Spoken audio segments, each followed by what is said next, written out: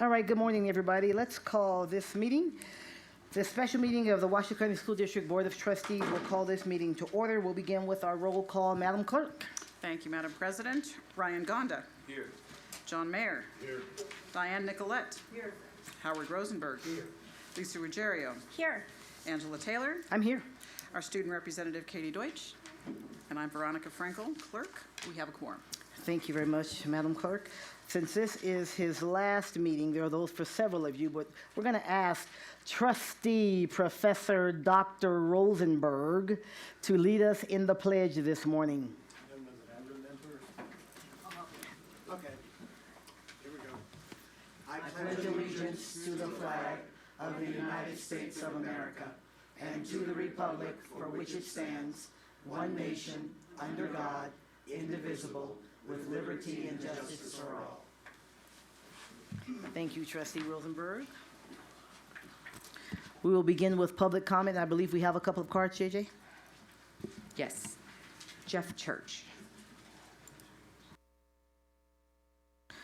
Good morning, Mr. Church. Welcome. You have 3 minutes, sir. Good morning, everyone. The microphone is now on. My name is Jeff Church. I run a organization known as RenoPublicSafety.org. I invite you to look at the website. Today I want to discuss what I call promises made, promises broken regarding WC1, and you do have a couple of handouts that I provided. At last Thursday's oversight meeting, they took minutes to approve $95 million in spending, if my math is right, 35 different items. We all know that can't be done in minutes. The spending includes, if I rate it right, $2.5 million for administration, $300,000 for support.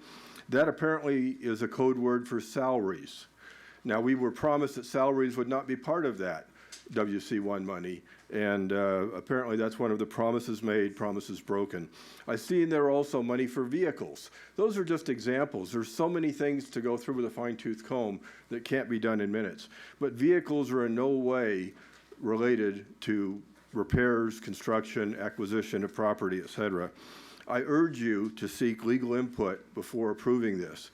You must be sure you're on strong legal ground, lest you get the wrath of the voters in litigation. Compliance with WC1 and Nevada revised statutes is extremely important. I also want to put on the record that I have applied and submitted my application for both the Oversight and Protection Committees. I know there's other people, such as Department of Education, new elected person, David Carter, that might be interested, so we do need some other people on those. In your handouts, I have a number of quotes where Washoe County officials, Washoe County School District officials promised no salaries in the WC1 money, and I invite you to look at that. One of the handouts I have for you right here, it's a Washoe County School District PowerPoint that you gave out, and it says general operating funds used for operating expenses such as salary and benefits. Then under capital funding, it says per NRS 387-328, these funds cannot be used for operating expenses. So who are you going to believe? What you told us then or what you're doing now? I am extremely concerned. I want to read from you from the actual ballot measure. Shall the County Board of Commissioners, Washoe County, be authorized to impose a sales tax of 0.54% in the county to fund only capital projects of Washoe County School District for the acquisition, construction, repair, and renovation of school facilities, end quote. Nothing about salaries, nothing about vehicles, nothing about the other pork and waste and overspending that's in there. From the actual ballot measure, description of anticipated fiscal effects. Following the imposition of the tax, the additional operating expenses are expected to be incurred, which will be paid from the school district's general fund. General fund. I don't think that could be any more clear. Thank you. Thank you, Mr. Church. Bill Pinto. Mr. Pinto, welcome. Good morning, sir. Right there. Thank you. You have 3 minutes. Thank you. My first time. I wish you Merry Christmas. I didn't bring any presents. I couldn't afford that many presents. I was going to bring one that would show favoritism, correct? I'm going to talk basically the same way Jeff did. I don't do this very often, but when I see things like this, I do get the point, since I am a businessman and I have done tons of budgets in my life, not bragging, that was my life. And I look at this thing, and there's so many items here that I'm only saying to you guys, at least look further into them. I think 100,000 for vehicles, what vehicles, for whom? Questions like that, to me, are something I would do on the board. That I would, for sure. But when you see 26 million for a school, 23 million for a school, how many bids? I know you don't answer me, but how many bids got to that figure? 2, 3? Certainly not one. That would be beyond belief when you spend that kind of money. Another one was the land, acquiring the land now for something that might not build for 8 or 10 or 12 years. Like the Air Force, like the airport, they bought a lot of land all around them to build Concourse C. It never materialized, and we don't need it. And we've grown largely in Reno since then. I'm only saying when you're buying land for something 8, 10, 12 years from now, a lot of ways. I own the land. If I can have a little income, meaning a down payment or a deposit, refundable, possibly, for that school I'm not going to build, I thought I was. Those are the kind of things I'm asking you to really look at. It's just a lot of money. Forget the whole 750 million, but as you go, 100,000 here, you say, you know something? If we took another bid, maybe there'd be 90,000. There's 10 grand in our wallet. And if you just look at those kind of things, nobody, in my humble opinion, I'm going to make it easy. My opinion, no one could spend that proves the way this is written. In my mind, there's too many generalities that need to have a little bit more clarification. If you're at the board, you're the ones going to approve the money. And to not look at these lines one at a time. One of them just kills me is construction. Sorry, program administration, $2.5 million. What is program administration? I don't know. Of course, I don't have one of them big fancy degrees, but I don't know. Maybe you do. But these are the kind of things, if you just look at, you got the budget or the proposal, and just look at it and say, wow. If at home you would challenge every one of those, even if they were $10 and $20 bills or $100 bills, you'd look at them. You just would, because you have a checkbook to balance. So you got a little more money to spend now, and you all look like you're prosperous, but you don't want to spend that kind of money without looking, please. That's all I have. Wish you a Merry Christmas. I'll give you one more time. Happy holidays to you too. Thank you, Mr. Pinto. Yeah. David Carter. New State of Nevada Board of Education member, Mr. Carter. Thank you for being here, sir. Officially next month. Thank Officially you. next month. David Carter, State Board of Education, District 2. Love your sweater there. I'm speaking on an item that I understand has been pulled, 3.01, the performance bonus. I imagine that Mrs. Davis has done very well. However, my problem is not with the amount as much as the fact that there was any additional salary. According to the 2015 Transparent Nevada, the governor made $155,000 with $35,000 in benefits. The lieutenant governor made $72,000 with $16,000 in benefits. Every state judge made no more than $200,000 in salary.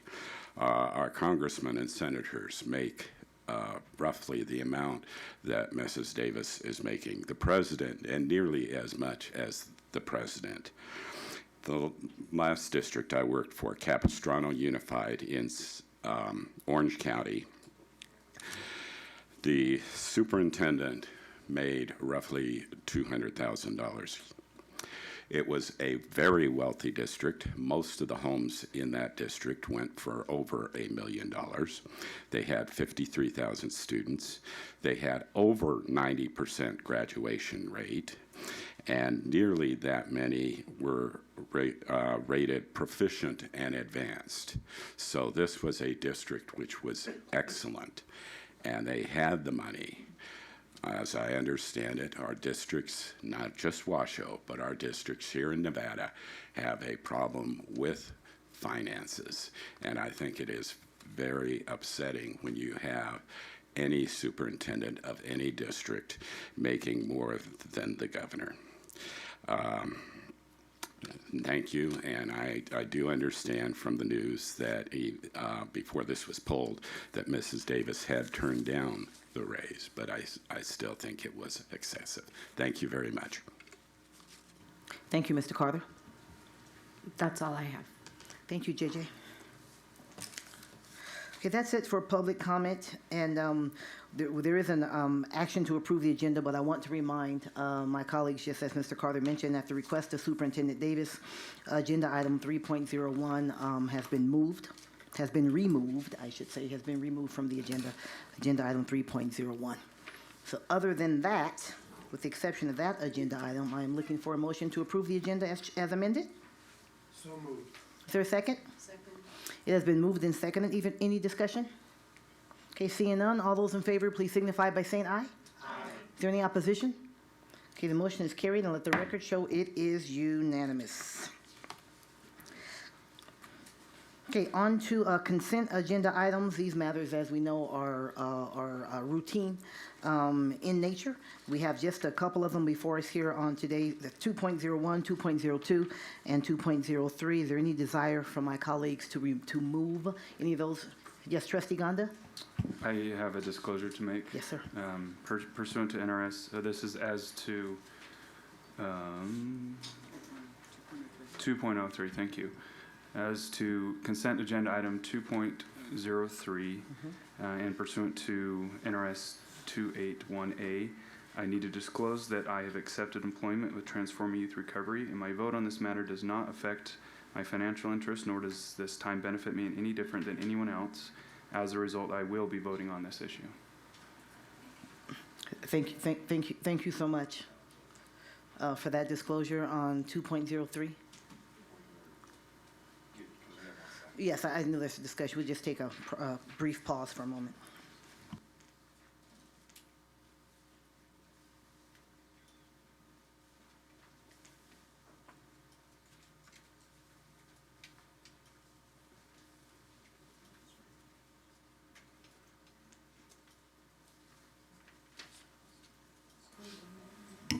So, help me again. Yes, Trustee Rosario?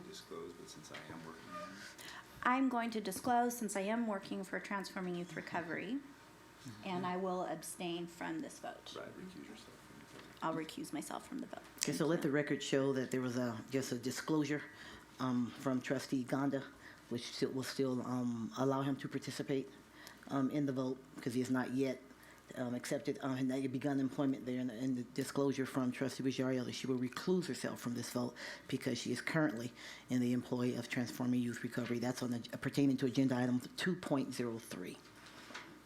Any further discussion?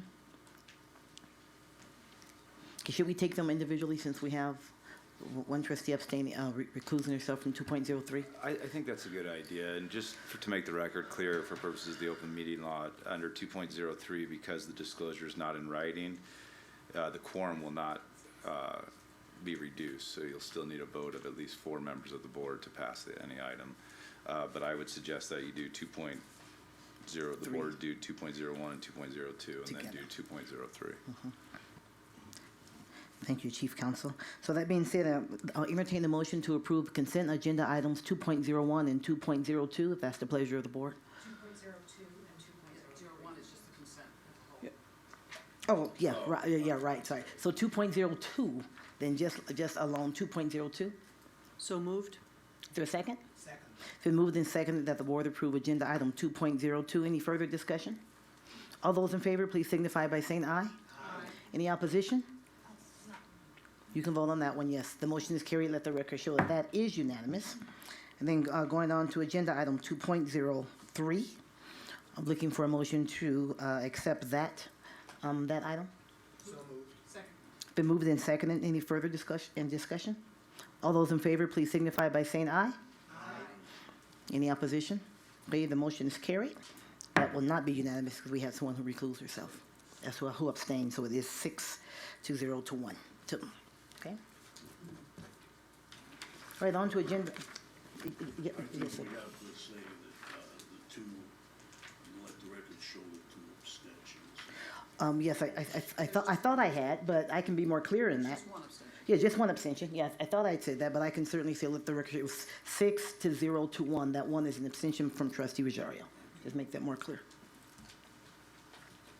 Okay, moving on to agenda item. May I interrupt for just a moment? Yes, Trustee Rosenberg? In line with our discussion at the last meeting of the new math books that we have purchased, and this being 2016, I thought it might be good for the board to recognize that this kind of discussion has been going on for a long, long, long time.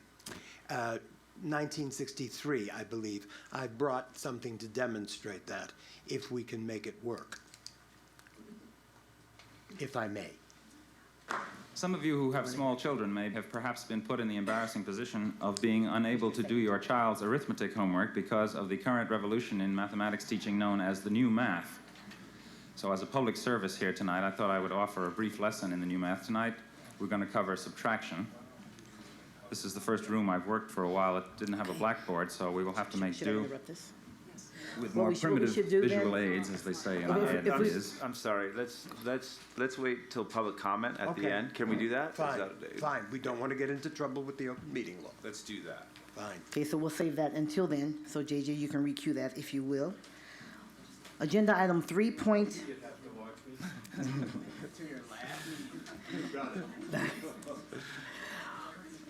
I had a All right, moving on to agenda item 3.01 has been removed. Agenda item 3.02, presentation and discussion and possible approval of the 2016 Capital Improvement Program Annual Evaluation Report forwarded to the Board of Trustees by the Capital Funding Protection Committee. The report includes a summary of the current status of completion and the financial budget and expenditures for the previously approved construction, repair, and renovation projects within the Washoe County School District. This is for possible action, and I see moving into position our COO, Mr. Etchert, Mr. Joe DeBica, who is our Chief Capital Projects and Facilities Management Officer, and Mr. Mike Cate, who is the Chairman of the Capital Funding Protection Committee. Gentlemen, welcome. Okay, I guess I'm going to start off here. Madam President, Superintendent Tracy, and members of the board. As stated, my name is Mike Cate, and I'm the chairman of the Capital Funding Protection Committee. We met last Thursday on the 15th and went over everything that you're going to see today. I'd like to say that every single line item was voted on unanimously by the committee, and that it was there were some very good questions. There was a lot of hard questions, and we try to make sure that's done. I would like to say that for the majority of the voters that voted for WC1, that we will look out for their best interest and make sure that every penny is spent the way it should be spent. We are very adamant about that fact. We understand the responsibility we have. And myself, as many of you know, has a great passion for what this is all about, and I will make sure that everything is done the way it's supposed to be done, and every dime will be spent the way it's supposed to be spent. As far as some of the naysayers that are out in the world, which happens, I think that they need to let this process move through. There's a lot of working parts that a lot of people don't understand. It's easy to look at the dollars and go, that's a lot of dollars, but the number of moving parts in something like this is amazing, and I think they need to let those things fall into place and let the district move forward and get these kids in some new schools. I know that from talking to Joe and Pete that there are going to be, every penny will be accounted for in areas where there was conservative numbers put out there by the district, because none of us know what a job's going to cost. None of us, till the job is put out there, designed, bid by the general contractor, and the kids are sitting in the seats. That's when we'll know the actual cost. And I personally feel, after 35 years of construction, that these costs will be less than what the estimates are, but that's what they are estimates. And I think that everybody needs to take a deep breath and realize that. This is a very important situation, and we all need to take heed. We need to be responsible. We need to understand every dime, and I think these two will contest to the fact that I don't let them get away with much, if anything. We meet a couple times a month, if not more, and go through every single number in that book. So I want everybody here to feel that's a case, and any of you know me know that's a fact. Also, we decided at the last committee meeting that we will meet every 2 months, that the district will come back and go through every line item, see where the numbers are. Some money might be spent, property might be bought, whatever those things are, and that balances will be kept in that slot. The only way they can be moved is by the committee reassigning those dollars. So everything will stay where it's at until we know what the actual numbers are and move forward. So not to take up any more time here, but I hope everybody in this room understands how diligent we are at what we're doing. So thank you. If you have any questions, I'd be happy to take them. Thank you, Mr. Cate. Just a quick. Dr. Dye? Thank you for all your work. This is very difficult work, and it is a day-to-day, and estimates are just that. You said something here at the end that I want to make clear for everyone, is that when the committee reassigns dollars, then it does come back to the board for approval, yes? That is correct. Thank you, Mike. It follows the same process to it, yes.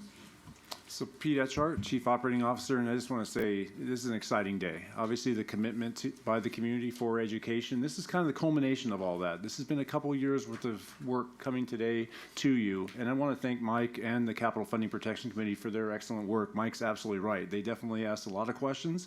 They go into the details of every project, and that's great. That is exactly what we want for accountability and transparency to our community. So that's kind of a lead into what this first item is, which is actually our 2016 Capital Improvement Plan Annual Evaluation Report. Now, this is just part of what we do as the Washoe County School District when it comes to accountability and transparency of our capital funds. Now, Washoe County School District is audited every year, as you know, including our capital program. And I just want to show these numbers because I think they're really important to look at. For 25 straight years, the Business and Finance Department has had a clean, unmodified or unqualified independent financial audit, 25 straight years. And 23 years has been awarded the Certificate of Excellence in Financial Reporting, and 19 years awarded the Achievement of Excellence in Procurement. Those are important things for the community to understand. You know, we are audited every year, so this is just another level that we're taking this to.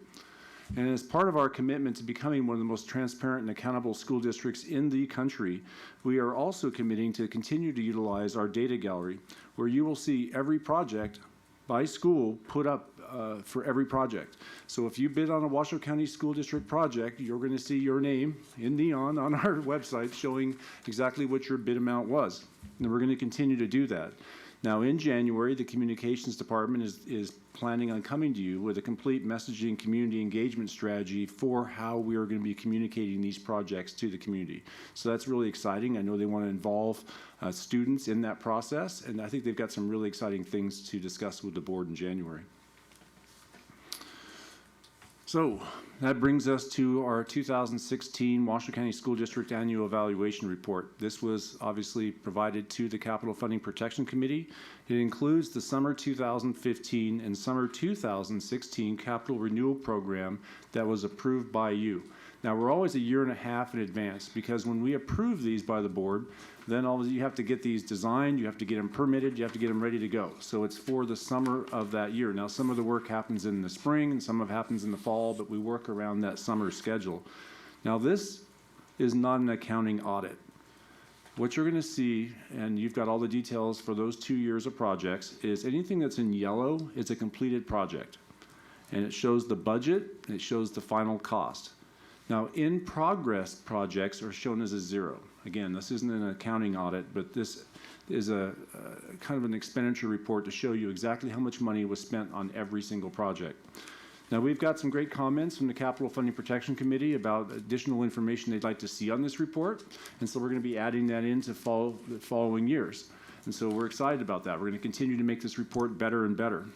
But this is the summary. So you see that for summer 2015 and summer 2016. We didn't include the summer 2017 because obviously we haven't built those projects yet, and it would have been pretty much all white. There wouldn't have been any completed projects. Yeah, Trustee May I, Ruggiero, please. President? What additional information did they request for the report?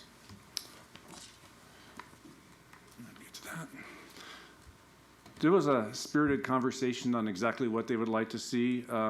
They wanted to see a little bit more information breakdown on what's going to be carried over from one year to the next. So some of the completed projects, just to show how much would be going from one year to the next year. They talked about looking at trends in construction and costs, but I believe at the end of the day that was decided not to include that in this report at this time. We may look at trying to add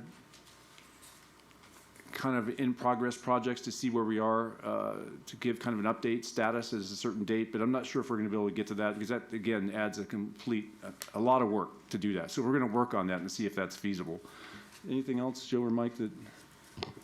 For the record, Joe Gabika, good morning. Another thing that they asked us for is that the specific project description just gives you kind of a title. It doesn't give you very much information. They were wondering if we could kind of produce a little narrative for them that, for example, that at Sparks High School, the roofing of area D, G, J, and T, how many square feet was that? What type of roof was that? So that they can get a better feel for really what that project entailed. So we're going to be providing a little narrative for each of those descriptions. And just on, in that, go ahead. If you have a follow-up, I please. just wanted to hear from Mr. Kate as far as additional information on the report. Is there anything else that we should be considering? Well, I think most of it got covered, and I think that we need to see how they come back with the information so that we can analyze it at that point. And you know, like I say, this is a work in progress, and we haven't had these kind of dollars to work with in the past or in this process. So we're trying to work with them to see what material and information is pertinent to helping with all of this cause as far as the schools moving forward. What Pete iterated to as far as the some of the members wanted to know how many man hours and labor and what their wages were and cost of materials and so that would just get really convoluted, I think, in trying to figure that out. It's a situation where the job will get bid on. The number's the number. It's too difficult for any of us to try and figure out what inflationary situations or anything else might come into effect here. So the next meeting, the next time this board meets, we'll probably have a little bit more information in these sheets for you, but right now it's just kind of a work in progress. So. And I just want to mention, President Taylor, we do have two of our incoming trustees in the audience today. I think we do. I can see them both. I see Trustee-elect Greenman. And so, Who else do I see? yes, so Oh. they are hearing, it's so important that they are part of this conversation today because they can follow up with how this report looks and things like that, along with President Taylor and Vice President Mayor and Trustee Frankel. So. The only other question I would add is on those, there are a few areas, and we know sometimes, as you said, they're estimates. Sometimes numbers are going to be off a little bit, and we know that happens. Is there any area where there may be a couple of words to just kind of explain what we went off? You know, like this was over because of this or that. Is that possible without convoluting this too much? I mean, I'm at the very edge of my construction knowledge when I ask that question, so. There are any number of factors, I wish I could say, because when we go into the Facility Condition Information System, our FICA system, to derive this information, what are the deficiencies that are the highest priority to do, there's an estimate in there, and it's derived from means cost estimating data based upon the knowledge of that, for example, in that case, what type of roof it is and how big it is. But what ends up happening many times, you go into that and you all of a sudden realize that, oh, we don't have enough insulation on this roof, okay, to meet the energy code today. So we've got to add insulation. That would not have been in the FICUS number. So that changes that estimate, so then the cost maybe goes over. But what we end up working through this is, for example, if you look at the example that's on the front, on the board and in your front sheet with all those roofs, at the end of the day, okay, within the roofing category, okay, we had a surplus amount of money. That's really what we're trying to achieve. Doesn't always happen, frankly, and there's times when we have to use contingency to get that taken care of, to try to do all of the projects that we told you as the board and now the Capital Funding Protection Committee that we're going to try to do. Another good case is, where we're trying to do electrical panels in a school. We go in there and the code will require that, well, if you're going to replace that electrical panel, you got to replace that disconnect as well. Disconnect wasn't part of the cost, but in order to get the project done and replace the panels that we intend to do, we've got to change out the disconnect. So there's any number of factors that drive these costs up a little bit. Sometimes sometimes they're a little lower, and hopefully at the end of the day they offset themselves. I mean, as Mike indicated, estimates are estimates. As time has gone on, our FICUS Facility Condition Information System, is getting better at those costs, because we roll back and we say, okay, for that type of roofing system, it's costing us more than we originally had in there. So any of those, we need to update those costs so as we get to those that we have a little better estimates. And so we're constantly looking at that as well. Okay, and just a follow-up to that, and it's just kind of, excuse me, where it says project management / salaries, these are things that are specific to that particular project. Correct. Am I Project correct? management, we've got a staff of some close to 30 people now, between the planning managers as well as the construction project managers and the inspectors. Where we can, we assign their time to the project, okay? The problem with those people is that they have vacations, they have sick leave, they have other kinds of things that we can't really assign their time to, okay? And that's a lot of people. Plus a portion of my salary, a portion of my deputy's salary, and I think we spend a lot of time working on bond stuff. So some portions of all of our time is all assigned to the bond program. It has, as far as I can remember, all the way back to the first bond I was involved with in 1986. There are costs associated with running a bond program, and that's what those administrative costs are. These costs that you see here for project management salaries, these were costs that were assigned to specific projects that we can assign to that specific budget category. For example, for roofing there, you'll see that project management salaries that were assigned to all of those roofing projects was in the amount of $28,804. It goes against the projects where we can. Understandable. But there's so much of their time that we can't assign to a specific project. Understandable. Thank you so much. What's great about this report is any project that you see in yellow that has been closed out, we actually also provide the specific detail for that project. This goes all the way down to the purchase order level, down to the printing level. So for every dollar that's shown in the actual funds under that project, you'll see in the attachment you have in your packet. So again, nothing for the in-progress projects, but for anything that's completed, we show every dime of where every penny's been spent. And then lastly, for those specific projects the Capital Funding Protection Committee approved, we showed the detail for those. Now, the summer 2015, summer 2016, obviously were not approved by the Capital Funding Protection Committee since that didn't exist at that time. In the future, all these projects will be going to them first and then coming to you. But for any of the specific projects the Capital Funding Protection Committee approved, we wanted to make sure they saw where that money went. So these were the projects that were approved back on May 16th, which is kind of an update on that. We'll continue to do this as we go through with our major project program. I think that's the most important ones that we're going to be reporting on, as Mike said, is we're meeting every couple months with the Capital Funding Protection Committee. We're going to show them where the money from the major projects is gone as we start buying land, as we start hiring and doing contracts with architects and so forth. So this is kind of a detail of what we'll be doing. And with that, if there's any questions anybody has on this, we will be looking for approval of the report that was recommended to you by the Capital Funding Protection Committee. So, Mr. Etchert, just so I'm sure, you're looking for the projects on this last slide, the approval from those, because the ones from before were already approved, correct? Well, actually, it's the report. So the report includes the summer 2015, the summer entire report, 2016, along with these May 6, 2016 projects. So it would be approval of all. Okay, thank you. Yes, trustee Rosenberg and then trustee Frankel. I think it's important to recognize that none of us are experts at everything. And I place a great deal of trust in the people that we have. In that vein, I move that the Board of Trustees approves the 2016 President capital Taylor? improvement. I have public comment. Oh, I'm sorry. Okay, so before we have a motion, we can have some more discussion, or we can hear from public comment first if we'd like. And then just make it in discussion. Why don't we continue the motion?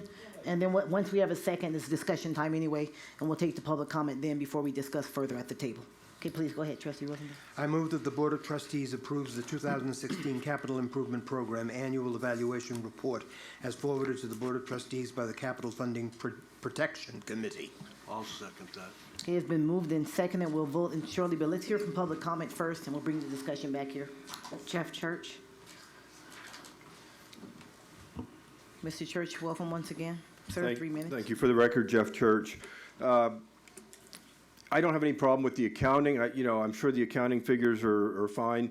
But again, I remind you that we're a nation of laws, and some of this needs legal review. I went over before the quotes from the ballot measure.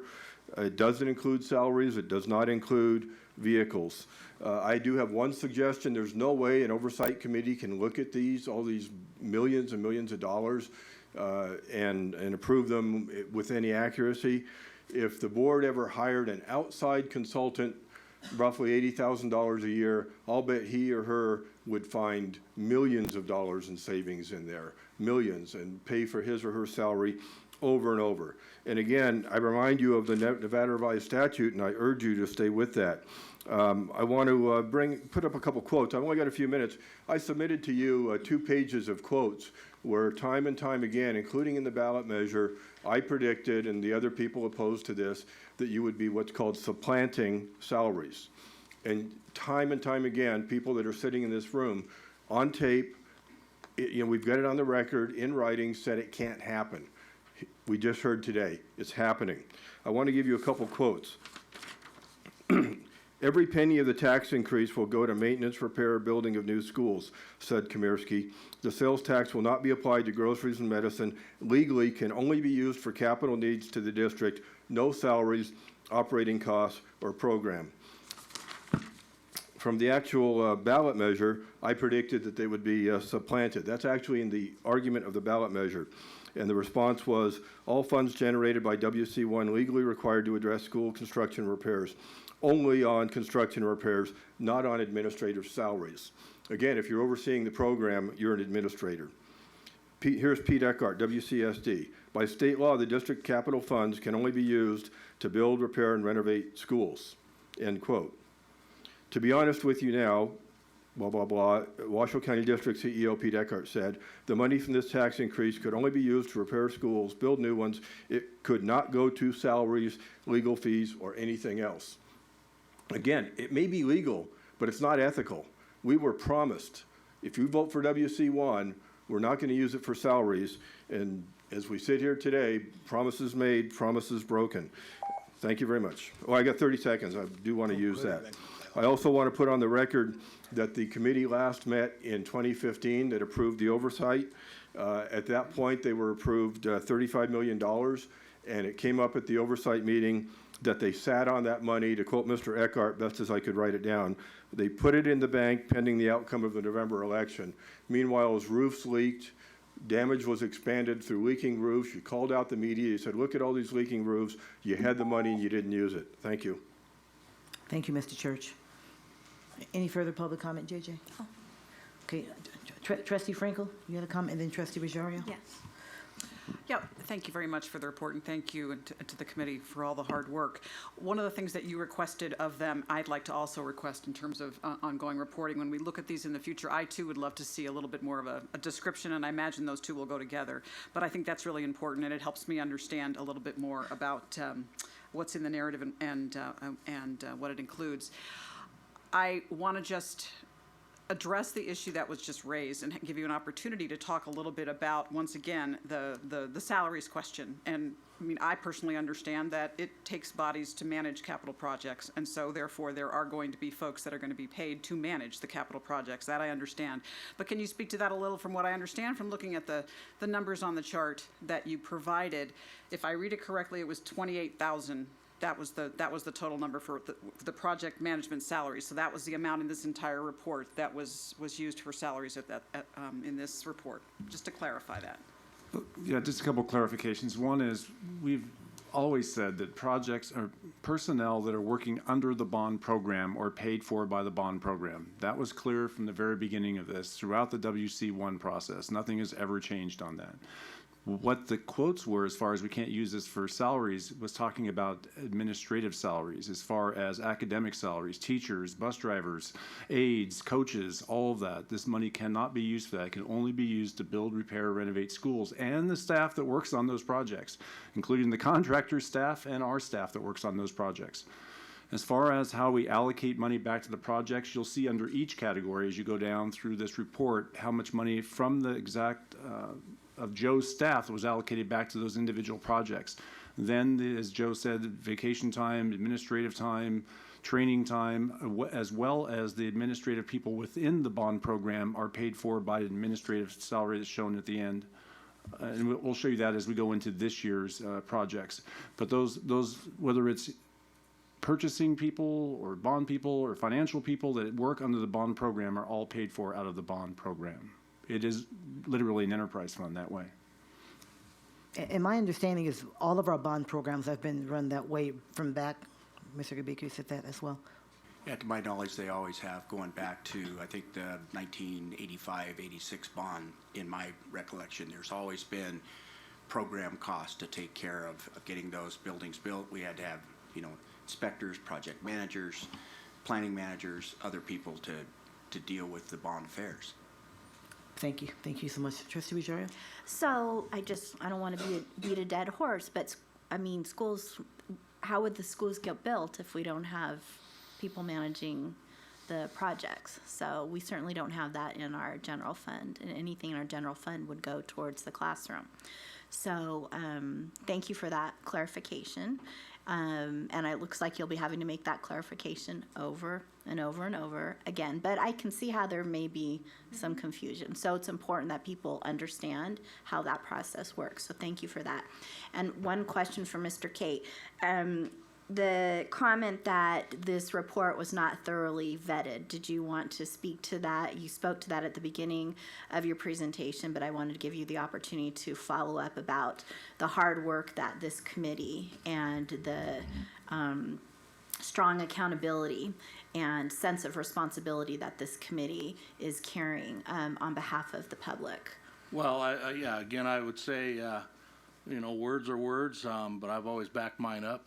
And I think that, I can't express enough how much we are watching out for the people's money on this. And I would like to say, it's impossible to do any project, and I defy anybody in this room or in this state or in this country to build projects like this without management team, project managers, inspectors, on and on and on. And if you want them to ride a donkey to go to look at the job, I guess they could do that, but that's why you need vehicles. It's a situation that's common sense. It's a common sense situation. I've been in construction my whole life, and this is the way the process works. It'd be like a contractor going out there without a superintendent, without a project manager, without any of those facilities. You can't run a job. It's a paper trail, paper nightmare, and it's got to be done that way.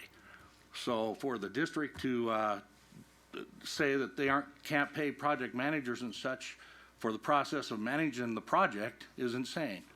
That's just the way that it works. As far as another thing I'd like to say is I would really like to see the public get involved in this process, and when and hopefully through the district's departments or whatever, when plans start coming out, people should go look at those plans, see what is going to be built, see how it's going to be built, and get involved with the whole process and the dollars so that they understand it's not just the district. We have county people, city people, inspectors, plan checkers. It goes on for miles that have something to do with these projects. It's not just one person or one entity. So, you know, and I think that these guys are doing their best to move this thing forward so we can get some schools built. Meeting today instead of next month is a big part of that. You know, and I know Pete's had the conversation the other night at the committee. There's several city councilmen and county commissioners that sit on that committee. And he's brought it up to them. You need to do your part. You need to get through plan checking quicker for us. We need to pick this time up if we want to get to schools quicker. That's all a part of this. So it's a community situation, and I think the community needs to take care of it.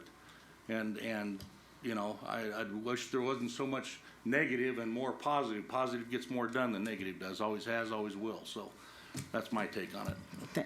Mr. Richard? Yeah, real quick. I was kind of remiss for not really thanking Joe and his team and Adam Searcy and really Jody Quilisi, because when we looked at this and putting this report together after November 8th, we had like 4 to 5 weeks to actually put all of this information together. And I can tell you it was a Herculean task to put all of this together, to have that posted for the Capital Funding Protection Committee. So I just want to thank Joe and Jody, who really was involved with putting together this evaluation report. And as I said, this is a starting point. We're going to add more detail to it as the years go by. But I thought it was a fantastic effort for this first year. Thank you. Thank you so much. We had Trustee Mayor and then Dr. Dye. You know, I've been involved in a lot of these things through the city council and the school district when I wasn't even on the board as a principal and things. And I've got to say the makeup of this committee is outstanding. I mean, you couldn't find more capable and representative people than this law that set up this committee, and the people that are on this committee are just outstanding people.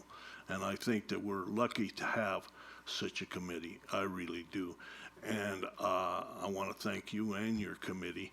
And you know, everybody's harping. I think we're more transparent than any government agency that I've ever seen. We have the open checkbook that when these projects get going, they'll be in there, the checkbook for such and such a construction company. You'll know exactly how much is being paid. You'll see what the check is written for. And then our other open-ended budget, you can go online and see exactly what it is. And I want to echo what Mike said. You know, this is a positive thing that the public voted overwhelmingly. I mean, it's a mandate from the public to build these facilities, and that's a positive thing, and we should emphasize the positive. We're going to get some wonderful facilities for the kids now and in the future. I still have articles. My father's cousin was on the Sparks School District when they built Robert Mitchell, and they got bad mouth for the tile in halls. Well, you go down there today and walk on the same tile that was okayed in the 30s, you know. So this is an investment. This is an investment in this community, and it's a positive investment. And I'm glad to second Mr. Rosenberg's motion on this. I think our staff and the committee have done an outstanding job, and we should be behind them 100%. And that's why I'm happy to second your motion. Thank you, Trustee Mayor. Dr. Dye? I embrace watchdogs, and I'm never afraid of tough questions, and I want us to maybe clear this up. Are we breaking the law? No, we're absolutely not breaking the law. And I think one thing we have to keep in context, too, is that we're the only agency I know of in Northern Nevada that actually produces this report. So I think we have to kind of keep it in that context, that I don't know of any other agencies that come back and say, here's our annual evaluation report from all the old projects, or going to a citizen group to get approval of projects. So, I mean, we really are taking this to a higher level. So, I mean, we can, you know, say we want to have this report be better and add more detail and all that, but then again, we're the only one that does a report like this, so I think that needs to be mentioned. And I'll chime in to say that no, Nevada law clearly supports what we're doing. Thank you. I appreciate that. I would agree. I think these have been great questions from our colleagues around the table. Questions we want to ask, and we should be prepared to ask on a regular basis. And when the community has these questions, they should come ask them. I think that's okay. I do. I think that's okay because we want to, because we have been given this fantastic opportunity from our community, then we want to be just as responsible as we can be. And that's why the Protection Committee is important. So, just chime in and thank all of those who did that. I was at some of that meeting. After like about 2 hours, I was like, look, I got to go. It was a spirited meeting, and they got into it was a robust conversation. No, it really was. Because there are contractors and people in construction that asked a lot of details.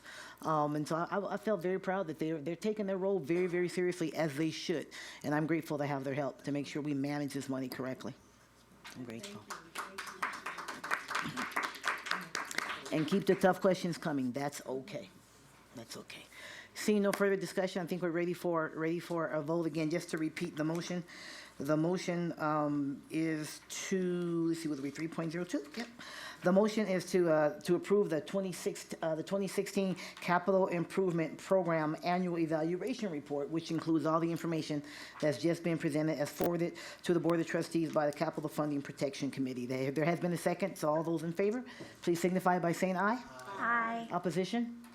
Okay, the motion is carried, and let the record show that it is unanimous.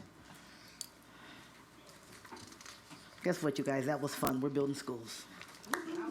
We're building schools. Yeah, now we get to some real fun stuff. Okay, we'll continue the same suspects before us. I say with nothing but love and affection. Agenda item 3.03. This is a presentation and discussion on land acquisition activities for future elementary schools in the proposed areas of Northern Spanish Springs, Northwest Reno, Double Diamond Ranch, DeMonte Ranch, Wingfield, Cold Springs, and the west side of Spanish Springs. Middle schools in the proposed areas of Sun Valley, Arrow Creek, Central Spanish Springs, and the west side of Spanish Springs. And high schools in the proposed areas of South Meadows, North Central Sparks, Sparks High School Perimeter, and Cold Springs, and support services in a location still to be determined. This is for information and discussion only, and I'm glad that the word is proposed, because we sometimes don't know where the bodies are going to actually show up. And I think it's important. I know you'll talk about that. Mr. Etcher, the floor is yours. Thank you. Thank you. Again, Pete Etchart, Chief Operating Officer. So this is one of our top priorities, is obviously land acquisition, now that we have funding to actually build schools.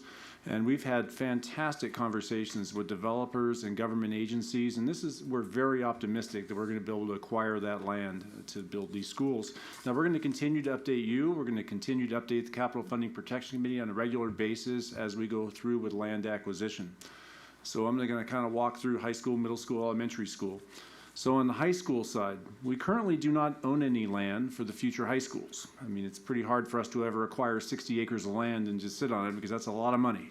But we've had, again, fantastic conversations with developers and government agencies in regards to acquiring land for high schools. So I will be back, hopefully, in pretty short order to kind of give an update on where we are with high school land. But the one I want to, again, identify to you is the third one on the list, which is that Sparks High School perimeter property. So part of the recommendation you'll see today is for funding to start acquiring properties as they become available around Sparks High School, and it's kind of down in that lower right corner. You can see the existing Sparks High School in blue. You can see where Mitchell Elementary School is. So we're looking at those properties, about 17 properties that are located kind of in that be the southeast corner, the Sparks High School. So this is on our 9-10-year plan out to actually rebuild Sparks High School in the complete full-size comprehensive high school. And right now we couldn't expand to that school at all because we're very, very short of parking and others. So anyway, this is part of our plan. So I just kind of wanted to show you that one. So with authorization today, we will start acquiring those. Again, we're not trying to buy them all right away, but as they become available, there's some right now I believe are vacant, so we may have a chance of getting some of those properties. On the middle school side, this is kind of what we're really excited about, as we're going to talk about in the next agenda item. The first one, the BLM Sun Valley site, we hope to go forward and build that school right away. And we've had great conversations with the Bureau of Land Management, and we are also recommending we hire a consultant to help us through this process. This consultant came very recommended, and so I think he's going to help us to really speed this process up. The second one also, the Arrow Creek property, the U.S. Forest Service, that consultant we're also recommending to help us to get through that process. We look forward to building that school, and we'd love to see that only maybe a year or so behind the Sun Valley site.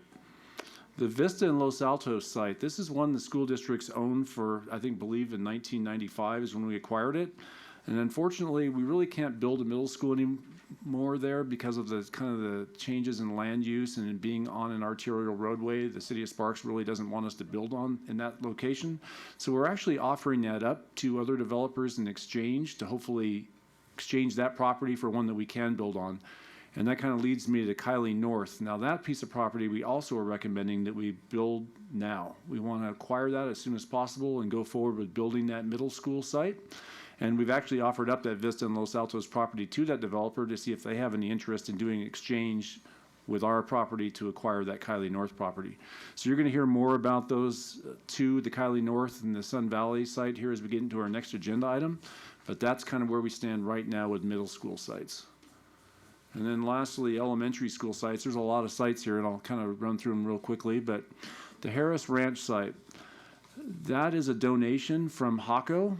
And I just want to, again, every time we get a donation like this, just really thank Jesse Ha, who we've had a long-standing relationship with the Ha family, and their just dedication to this school district and donating property to us. It really helps us of getting the process going quickly, and obviously keeps our costs down. So thank you to HACO. Northgate Golf Course. We've had great conversations with the city of Reno in regards to building a new elementary school in that site, which would relieve the Westergaard Melton area that I know we've had a lot of discussions on. So we've had great conversations with the city of Reno. I'm very optimistic that we'll be able to acquire some of that Northgate Golf Course property. The third one is actually one that Joe and I spent the morning out there yesterday showing news channels that property. That's the one we want to go forward. That's going to be our first prototype elementary school with your approval. It's the Bella Vista Corona Cyan site, the Spanish Springs Damani Ranch area. That was also a donation, originally from Centex Homes and then honored by Toll Brothers. And we are again very thankful to those developers for donating that property to the Washoe County School District. The next one is the Rio Wrangler site. Now this one came to us through numerous exchanges with De Loretto Construction. We want to thank De Loretto Construction again, because through all these exchanges we've ended up with a piece of property that we're excited to ultimately build on. Now the developer doesn't know yet what to do with the rest of the property, so we're not building at this time, just because we're kind of waiting for the developer to have plans for this adjoining property. But we hopefully will be back to you in the not too distant future with a plan for that, because we can actually use 2 elementary schools ultimately out there in that South Meadows Double Diamond area. The North Vista Elementary School in Wingfield. This was acquired in approximately 2008, and we have site planning already been accomplished on that site, so we will be going forward with that in the not too distant future. Stonegate, I kind of talked about that a little bit. That's going to be I'm sorry. Stonegate is actually going to be a future high school and elementary school site out in the Cold Springs area, and we've had great conversations with them, and we look forward to, as that development really starts kicking off and we start seeing those plans coming in, that we've already identified sites for an elementary school and a high school. And then lastly, Kylie North, I already kind of talked about a little bit. That property we're looking at in the Kylie North property will actually be a combined middle school and elementary school site. And it's a fantastic piece of property. It's flat, it's got roads around it, it's got great soils. I tell Joe he's getting really spoiled on that site. That's just too easy. I can't think of it. And then lastly, we also have needs, obviously, when we talk about our administrative and central support facilities. Now, this one is a piece of property we're looking at near our central facility in Sparks. Unfortunately, news I've heard today, there's been another offer put in on this, so we may not be able to acquire this because, as you know, we can only pay assessed value or appraised value. We can't pay anything in addition to that. So sometimes we get outbid. That's just the reality we have to face, because we can only pay appraised value. And if you've seen some of the news articles lately, a lot of developers are paying a lot more than appraised value to gobble up some of the vacant land. So that's just one of the things we have to live with. Well, not yet, but but rumor has it there's an offer out there on the table so that we may not be able to compete with, but we'll continue to try. Okay, Trustee Rosenberg? I'm curious, the middle school and high school and the elementary school and high school, but are they going to be on a common campus, or will they be in two separate units? The middle school and elementary school site is on one parcel. Parcel. It'll be Does that separate. reduce our costs any? Yeah, it certainly does. It reduces, in some cases, you can combine a lot of parking. There's infrastructure costs, bringing in utilities, those kinds of things that you get kind of two for the price of one kind of thing. Yeah. And yeah, it does help with the cost quite a bit. Okay. I couldn't give you a percentage, but No. in our experience, any time where we've built a middle school and middle school and elementary school on the same site, it does save us some money. It does save, good. Good. And then the other one, the Stonegate property for high school and elementary school, those are actually separated. They're actually on even, I think, believe different sides of Pyramid Highway, so that's fine. they're separated. Trustee Frankel? Thank you, President Taylor. And thank you for this. This is exciting. When I see this, I realize the possible directions, and it is really an exciting moment. One of the things I just wanted to clarify, when we see acquisition, that you're saying that those are all conversations currently in process, and you'll be coming back to us with more information about when and if we're going to be able to acquire and how much we're going to be able to acquire them for. Is that correct? Correct. There's an entire process for anything that shows acquisition. Those are the ones we're under conversation with developers on or public agencies. And we will have to come back to you with actually get appraisals, come back to you. There's a whole process that we have to follow. Okay. So you'll definitely be seeing these every step of the way. Great. And I actually want to appreciate all the folks that are working with us and the developers, both for the land that they've donated, as well as all the different government players here that we see, the Bureau of Land Management, the U.S. Forest Service, the City of Reno, to being part of those conversations with us. So I look forward to hearing more. So thank you for clarifying that. Trustee Rosario? Thanks, Trustee Frankel. So something that keeps coming to mind is, as a trustee, I'm very interested to hear what the committee is saying when you bring these presentations and reports to them. And we have Chairman Kate here who can give us a briefing, but it might be helpful to the trustees to get minutes or something in the future from the meetings.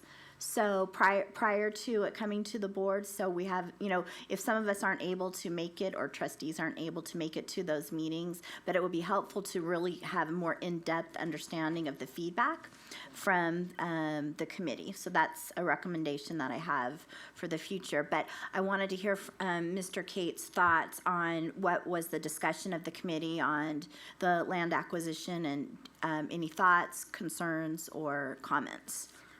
As far as, without the land, you can't put a school up, so that's kind of what needs to be the first thing to get. And I think the only resentment or hesitance that the committee had regarding the property was the lump sum of 15 million or whatever that dollar amount was, and putting it out there. But at the same time, as Pete explained, these things happen quickly. You don't want to wait for the next committee meeting, then go to the next board meeting. We're trying to get these built. So it's a matter of sticking it out there a little bit and making sure what happens. But I have total trust in Pete, and I think that, and as did the committee, and I believe, as these acquisitions come, they still have to come in front of you with all the appraisals and all that stuff. So it's not like it's not being seen over from this point to that point. And then they have to come back to our committee in order to get more money for purchases and or discuss, whatever other issues there will be with the land. So I think there's enough oversight there to do that, and they can move forward more quickly. That's the whole point right now. Right after that, in November 8th and November 9th, I was getting phone calls, when's the first school going in? Well, this is a part of that process, and I'm sure they were getting them too. So it's a situation that these things take time, and the more we can make that happen quicker, that's what this is all about right now. When we get to the bigger schools, the high schools, things like that, might have another conversation and look at it a little more closely. But right now, I think that that's the reason we did this was for the speediness of it. I'll add on one thing to that is that, one thing I'll mention is that we have very ambitious target dates to get these schools started, and we're going to talk more about the specific projects here in just a minute. But our first target date for the elementary school in that South Meadows Double Diamond area is 2 years from now. That's 24 months. And that's ambitious because, we're just now getting going, design and doing all this work. For the middle schools is August of 2019. That's for both middle schools. Now, that may be overly ambitious, but we're going to try our best because we also recognize school starts in August. And so if we miss by a month or two, then we put us in a situation of what do? We have an empty school for a long time, or do we actually have to put students on double sessions until we get the school done and move them in? So those are tough decisions. So we're going as fast as we can. And anytime we talk about even a delay of a month, that's 3% of the time we had to build that middle school. So we recognize that, but we also recognize that we never want to compromise the accountability and transparency that we have to provide to the public. So this is a balancing act. Go as fast as we can, but again, be accountable and transparent. So that's why the Capital Funding Protection Committee, at the end of the day, was comfortable with having basically funds put aside for funding for land acquisition that we'll be reporting back on constantly. We'll send them emails when we get to the point of making offers. We will have meetings, obviously, every couple months to update them. You're going to see it every step of the way because you have to. So I think it's going to be transparent and accountable. At the same time, though, we're going to be going quick on land acquisition. Trustee Mayor? Yes, I just want to give a shout out to the developers that are cooperating with you and helping you put these parcels together. I'm especially proud of Hawco because I taught Jesse Haw in 6th grade at Lena Juniper, and I taught Billy Haw was a student of mine at Greenbrae Elementary. So I'm proud of the developers stepping to the plate and helping us out here because it takes, like I said before, a whole community to do this. Thank you, Mr. Mayor. And I also say that Riley Sutton in our communications department is putting together a plan where we can actually formally acknowledge these developers who really work with us, whether it's in land donation or it's putting utilities in, or there's many things a developer can do to help us as far as cost and even time. So we're going to be working on a formal process of how we identify them and actually acknowledge them to the community. Thank you. Dr. Dye? Thanks, Trustee Mayor. I assume this, but I don't want anybody to assume it, and that is we talk about time, we talk about, money. There's also the quality factor, and I know that you're very aware of that, but I always want to throw that out there that, we want to get things done efficiently and effectively and the highest quality possible, and I know that'll happen. I just have a question regarding the Northgate site. As a person that lives in Somerset, I know that I was reminded that we bought part of that as the owners in Somerset. So is that part of the conversations? I know you aren't looking at the entire golf course. Does that complicate things a little bit for you, or? I can't tell you the details as far as how that goes. Our property manager, I know, has been working with them. We've had great meetings with the city of Reno. Commissioner Jardin, Councilwoman Jardin has been very instrumental in trying to get these conversations going. As far as how the legal ownership She lives there too. How the legal ownership issues are, I don't know yet, but we'll work through that. Okay, I figured as much. Okay, thank you. This was just for discussion and information. JG, any public comment on this one?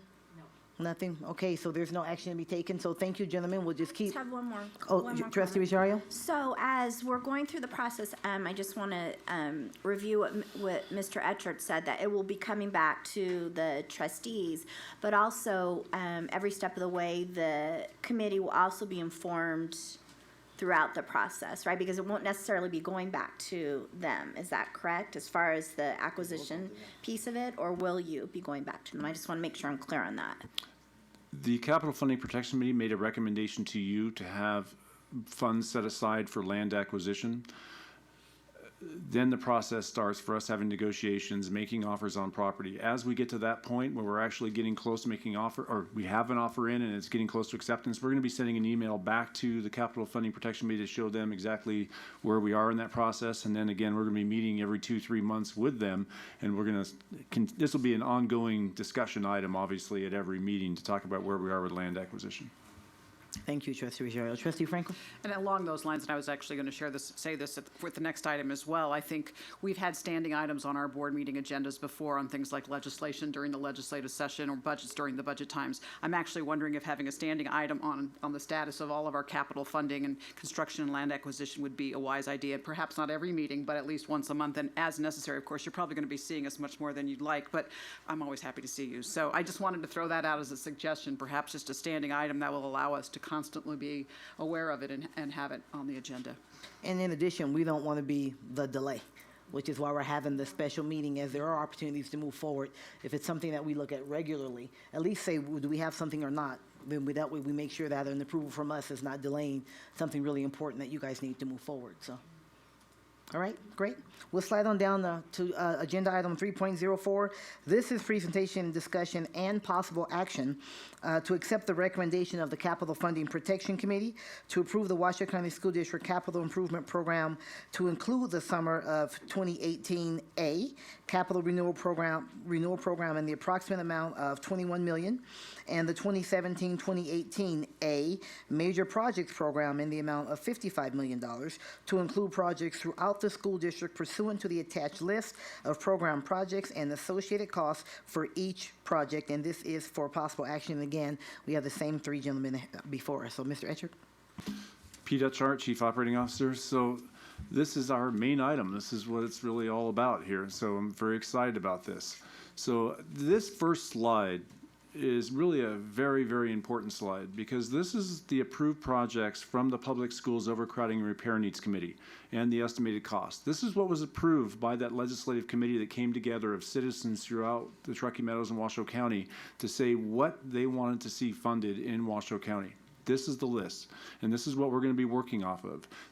The 0.54% sales tax increase was to fund this list. These are also the projects that were included on the WC1 ballot item. So this is what we'll be working off of. And this second slide, I'll come back to this in a little bit, but the main point is this, is that every project that you're seeing proposed today is directly related to the Public Schools Overcrowding Repair Needs approved projects. And there's two components to this list. The first one is that first line that says school repairs, or what we call capital renewal program, the $20 million a year that we promised the community that was our top priority, is to keep our existing schools functioning. This is to catch up on those hundreds of millions of dollars of backlogs that we have in critical repair needs in our schools. So that $20 million a year, you're going to see at least $20 million every year when you see this program coming before you in the future years. What's the plus $1 million there? The plus one we'll get into a little bit, but that's actually existing funds. That's from old projects that were closed out. So once they're closed out, we can move that money forward to actually fund new projects. So that, thank you for that question, because that's really important that we show that as old projects, as Joe said, these are estimates. Sometimes we're low, sometimes we're high, but as we close projects out and we have additional funds, it gets reallocated. Thank you. And we can't reallocate on our own without coming back to you to say if it's going to go from if it's going to go from roofing to playgrounds or anything, it has to come back to you. Now, the way it's worked at the Washoe County School District in past years is that if it stays in roofing, we go from one year to the next, and it just sometimes that money just keeps going. But if it goes from roofing to playgrounds or anything else, it has to be reallocated now first by the Capital Funding Protection Committee and then through you to be reallocated from one group of projects to another. And then the second group is the major project program. That's everything else shown on this list. That's the building of new schools, designing new schools, transportation, nutrition services. Everything else on this list is what we call our major project program. So we're going to start off today with the capital renewal program. This is the summer 2018, and we have A on there because we recognize that as fast as we're going, there could be a B when we come back with additional projects. But this is for not this summer, but next summer's programs. Again, we're always a year and a half kind of in advance so we can get these planned and permitted to build in the summer of 2018. And with that, I also want to recognize that capital renewal projects, as Joe said earlier, come from our facility condition information system. And they're all listed on our data gallery by school. They're prioritized by need. You can see the immediate needs, the expired and unserviceable. You can see them all the way out to 3, 5, 10 years out of when we anticipate these projects are going to be needed. And our data gallery also shows those projects that are already being funded and scheduled. So all of that information is continue to be shown on our data gallery. And then the data gallery also shows a summary list of all the needs at all of our facilities. So this is just looking at every school. It's just summarizing them all in one site. The capital renewal program projects come from the expired and unserviceable immediate needs list. This is how Joe prioritizes, and his group prioritizes all those needs to come up with that $21 million we're recommending this year for funding. And with that, I'm going to turn this over to Joe to kind of walk you through the major projects. Well, excuse me, for the record, Joe Gabika, Interim Capital Facilities Management Officer. Title's way too long. Anyway, as Pete said, the capital renewal program is based largely, not wholly, but largely based on the facility condition index system. We go to those deficiencies, is what they're called under FICUS, within the, beyond its serviceable life and no longer reparable, no longer serviceable. And then, for example, the carpentry shop, I will take all of those categories of deficiencies and we sit down with the carpentry shop and we go through the entire list and they'll prioritize them for me. They'll say, this is the most critical need in my shop, Joe. This is number 2, this is number 3, this is number 4. And we do that for IT, we do that for carpentry, we do it for electrical, electronics, everybody you see on that list. And then that's how these rise to the top. These are the worst of the worst of the worst. We can't get all of them. We call them category 3s, and I won't go into that.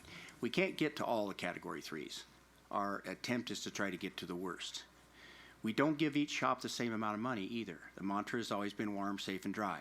So you'll see more money in roofs, you'll see more money in HVAC, you'll see more money like in fire alarms, those kinds of things, warm, safe, and dry. So that those categories of work get more money.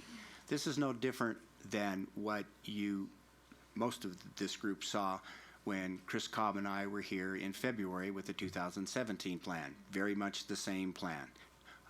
The difference was in 17 we were working with 2 sets of money, the 2002-2012 bond and then the 2015 on bond. This year it's all 2015 bond, so it's a little simpler. Starts at the top basically with some projects that we hope at least some of them will go away. One is overcrowding relief.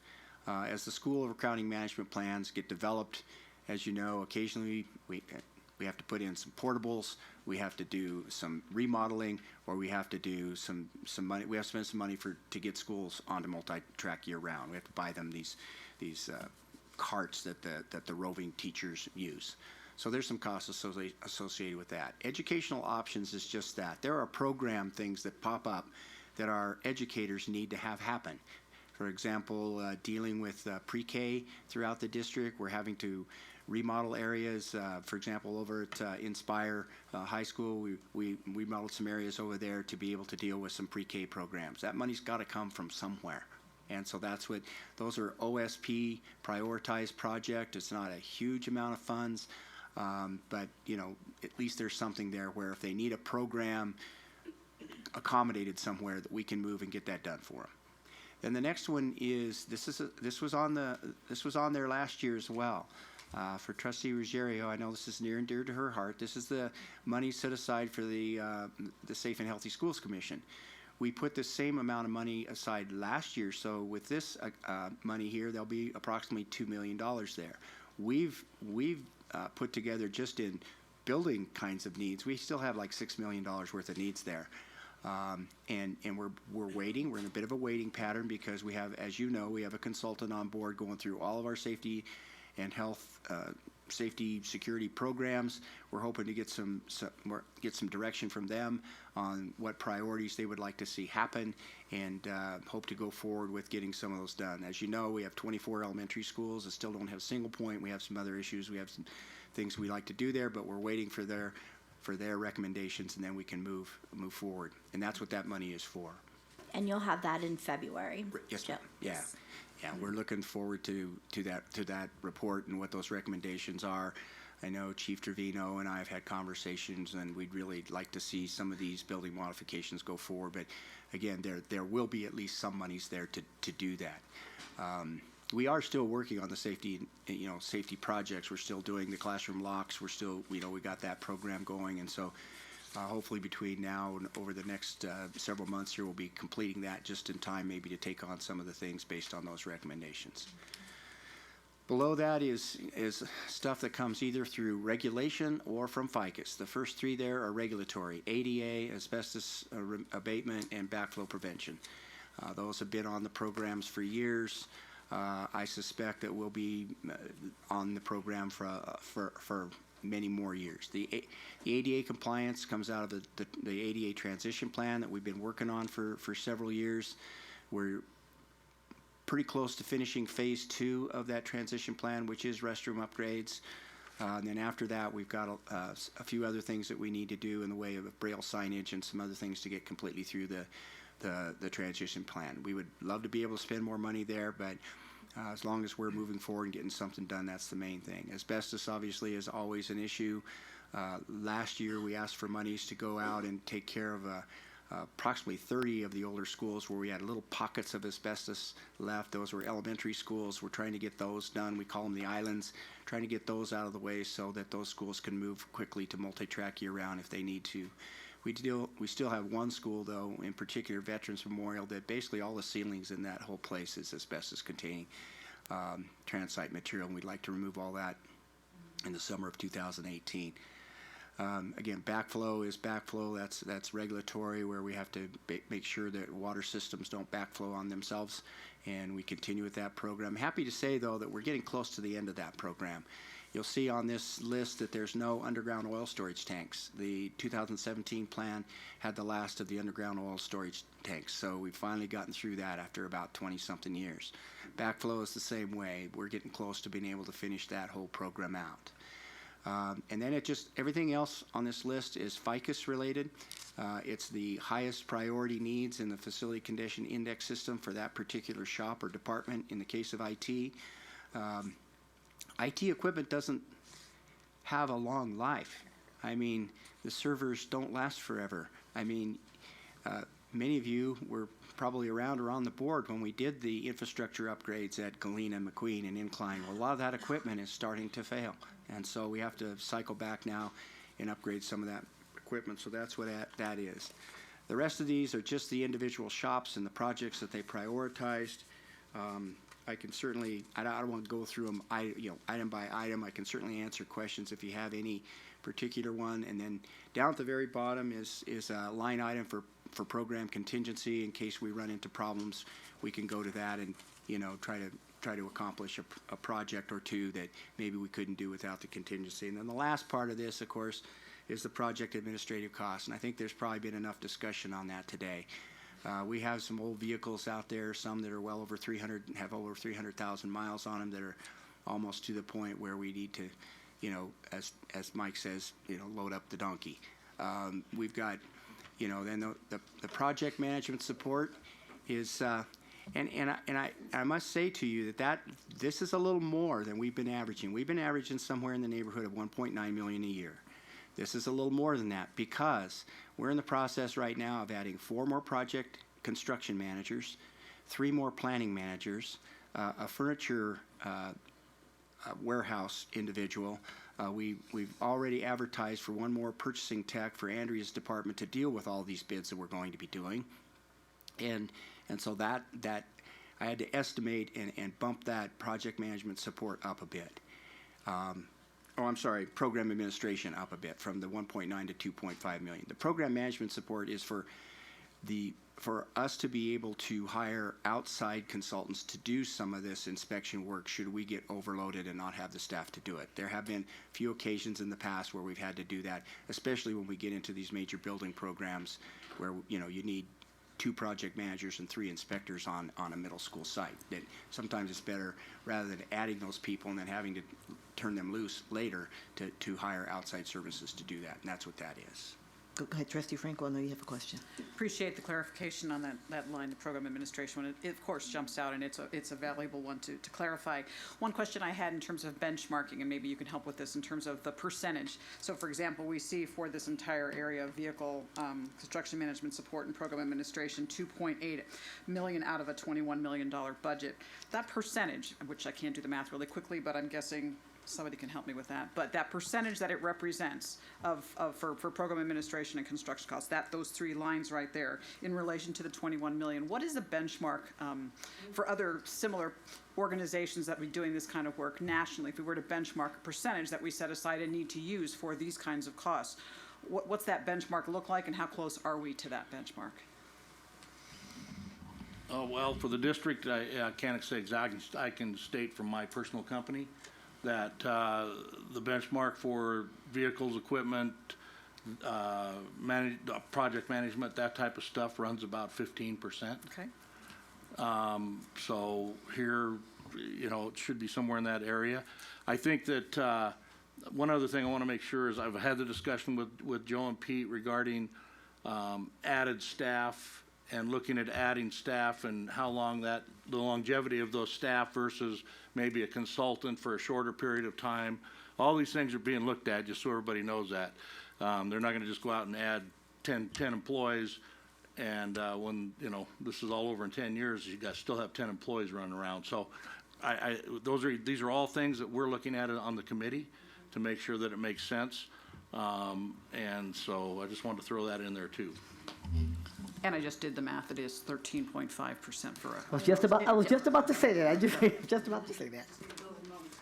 We're worrying about new math? Yeah. And one thing, obviously, when we're going from basically spending around $10 million on a capital renewal program, and now we're going to $21 million plus $55 million of major projects, I mean, we're going to a much higher level. And you're not going to see the program administration shown again in the major projects program, so you can almost do it from the whole.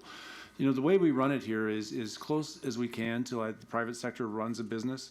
Our project managers, our inspectors are accounted back to the individual projects. I can tell you this from experience when I was at the State Public Works Board, is that they had around 70 employees.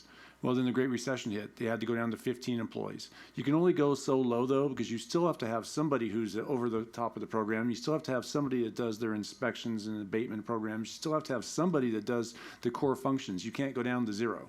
So you have a certain amount of staff, but the rest of it we build up as we have programs. And unfortunately, sometimes if the recession type situation comes, then you have to lay staff off. We do not pay for our staff out of general fund, as you know. Most agencies do. We pay for it out of our bond program, and I think that's where it belongs. We are an enterprise fund. Hope that clarifies. Thank you, Trustee Franco. Other discussion? I just want to ask here about the PA. So that's an ongoing thing, the PA replacement. Yes, ma'am. PA replacement and upgrades is an ongoing thing, and again, we know that there's some PA needs that are likely to come out of the safety security analysis, and so hopefully we can maybe see if some of those dollars can go there as well. Okay, good. Thank you. JJ, do we have any public comment on this one? Okay, thank you. Trustee Gonda? And just real quick, I may have missed this, but the educational options on the top of the page there, could you go back and review some of the details there and how that's related to capital improvements? It's basically it's a remodel is what it is. It's a program-driven remodel. We're asked every year, not exorbitant amount, but there's always a program need, especially with the number of programs that are in this district, to remodel a space for a program need through the Office of School Performance. Again, the example that I used before was the fact that the educators of the district needed to put in 6 pre-K classrooms in Inspire High School. The classrooms were built for high school kids, and they wanted 6 smaller rooms as opposed to 3 larger rooms. So we had to go in and put some walls in, do some electrical switching, lighting changes, some HVAC changes to be able to accommodate that program. It seems every year that there's several of those program type changes that come along, and we don't have the ability to fund those. And so that's what that pocket of money is for. Okay, thank you. I think there's another part before we get a motion. Am I right, Pete, on the improvement part? Okay.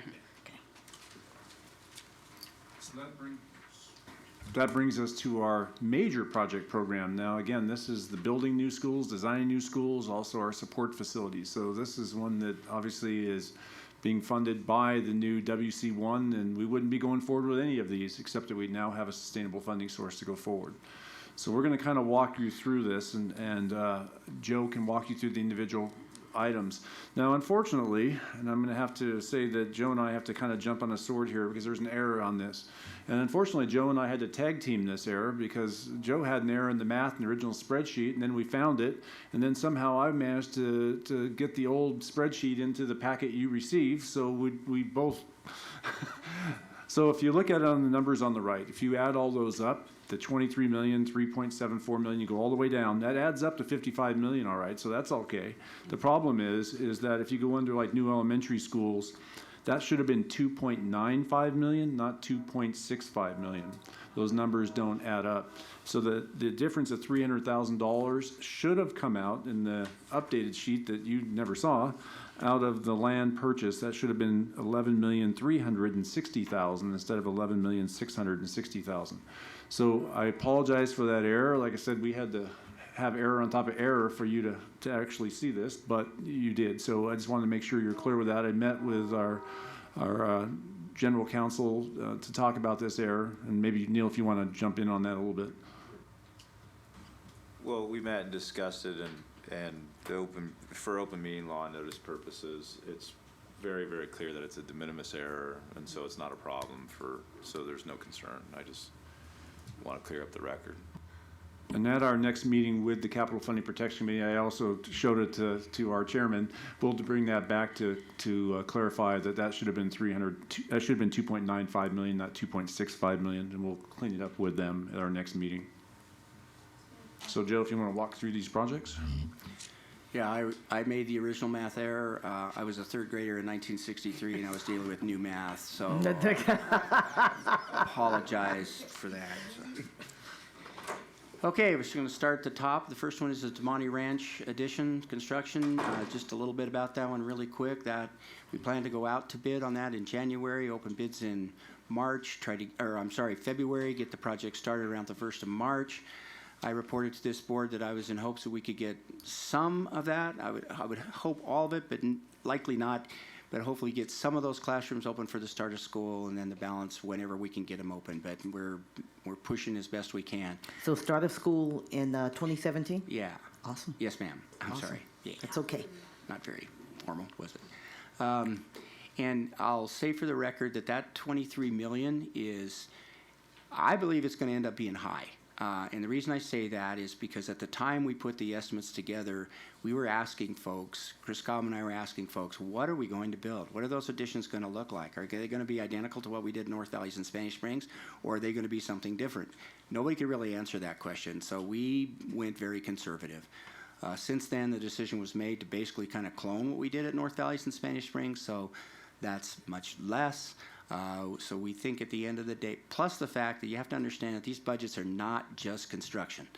They include somewhere between 17 and 35%, depending upon the project, costs for permitting, plan checking, furniture, copiers, computers, desks, staff furniture, all the other costs. We call them FF&E, which stands for furniture, fixture, and equipment, and soft costs.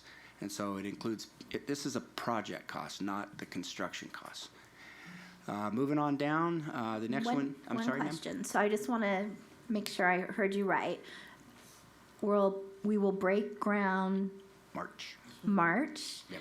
And it will be ready to go in the fall. Some of it will. I'm not sure the whole thing will. It'll be, there's two additions. One's a large one and one's a small one. And what we're going to endeavor to do is to try to at least get the small one done. Again, construction is fickle. There's weather, there's other kinds of things that enter into it. There could be any number of delays that I don't know and you wouldn't know. We're going to push as fast, as furious as we can. We're going to do the same kind of thing that we did when Damani Ranch High School was open. I mean, if you remember Damani Ranch High School when it opened, the second floor did not open. We were still doing construction there. we occupied the first floor, and when the second floor was ready, we moved the kids in. And that's the same thing we'll do here. So the small portion We're hoping will be in the fall. we're going to try to get that completely done in time for start of school, but again, I can't promise you that. We've kind of committed a timeline. We've been telling the public that we'll have both additions completed by December, by the Christmas break. But we hope to have it done sooner. So if you want something to put to the bank, it'd be Christmas, but we're going to do our best to get it done earlier in the year. Okay, Pete, I'll be back. Nice try, Trustee Rosario. Okay, the next group down is support services areas. We're asking for design and supplemental engineering costs for the Nutrition Services Center addition, as well as the, we want to use the CMAR design process for that because that's a very complex problem in an existing building, trying to keep an existing nutrition services program going. So we feel having a contractor at the table during the design process will probably save an awful lot of money in the end. And then we're asking for the construction money as well. This is the one area, probably the entire school district, that we're closest to going double sessions at. That's at our Nutrition Services Center, so we need to get that going quickly. As this board knows, a year or so ago, we bought a site, again, next to our Kleppe Lane site. It's the old Civil Air Patrol site that has the Quonset huts on it. That site does not have public sewer, nor it's also on a well. So we want to tie that. We want to tie that site into public services, and that's what that other line item is. Further on down, we get into the most exciting part of all this. This is the new schools. The first one would be a school we just put in the South Meadows area because when we were putting this together, we weren't certain whether it would be the donated Cyan site or the Rio Wrangler site. Since then, we've made the decision to go to we can go quicker with the Corona Cyan Toll Brothers site. We're asking for the design, for the supplemental engineering. The design cost is the architect, the structural engineer, the HVAC engineer, plumbing, electrical engineer, landscape architect, all of that. The supplemental engineering is the soils engineer, does the soils report, the hydrology report, the traffic analysis if necessary, all those kind of supplemental engineering things that you have to do to get through the site plan review, special use permit process, and ultimately the building permit process. So that's the distinction between those two. South Meadows, we also would like, since this is a prototype school, we think it's in our best interest to use a CMAR design process where we have a contractor at the table where we can talk about systems, where we can talk about value engineering as we design as we can do cost estimates throughout the whole process so that we don't get surprised at bid day. That would be a bad thing to happen when we're on a fast track situation. Yes, ma'am. Trustee Rosario? So in the design, I know that Chief Trevino and I have had many conversations about school safety because the design of the school is very critical to how we respond to emergencies or opportunities for crime and things like that. So how are you incorporating those standards into the planning process? As you might recall, in the EdSpec process, first of all,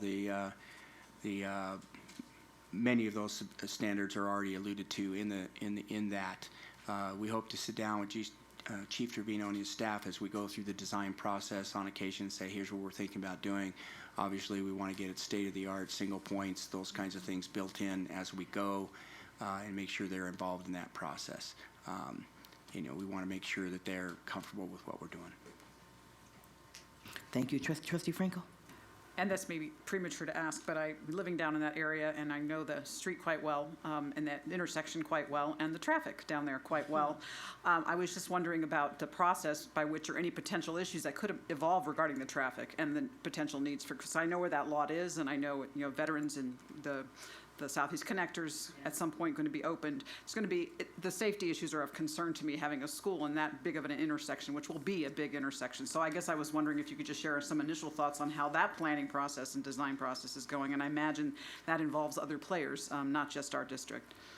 It absolutely does. City traffic engineers get involved with that, city engineering. The site is not actually right on that corner. It's set back into the center of the development. Okay. So we're surrounded by collector streets. Regional planning would not allow us to put an elementary school on either one of those arterials. That would not be possible. In fact, we may not even have to do a traffic analysis for this school. We won't know that until we begin the design process and meet with the city. Thank you. Please go ahead.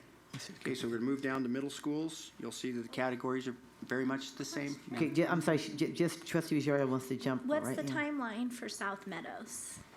As Pete said, basically for an elementary school in sort of broad general terms, it's a year in planning and a year in construction. So you're looking at roughly December of 2018, January 2019, somewhere in that area.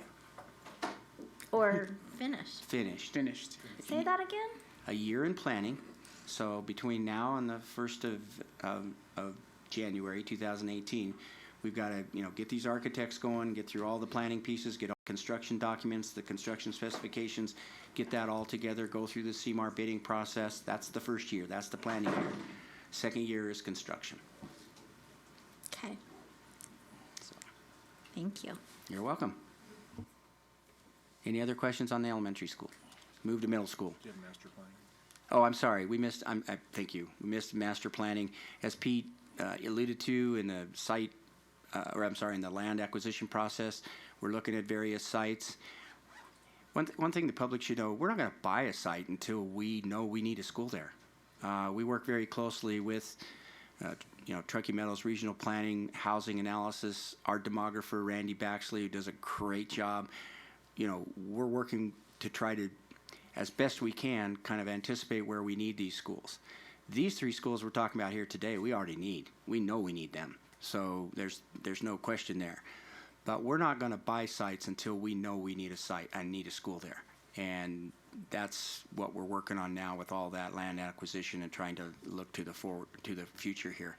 But with all the development that's coming to this community, we're going to need a lot of sites. But as we get the sites, we want to be able to master plan them quickly from a site planning kind of process and make sure that it's a site that will work for us. Many times we'll negotiate on a site and then for whatever reason, because we don't have proper street frontages, we can't deal with buses and pedestrians and staff and all of that. And we've got enough of those problems in our existing schools already. We don't want to build any more that way.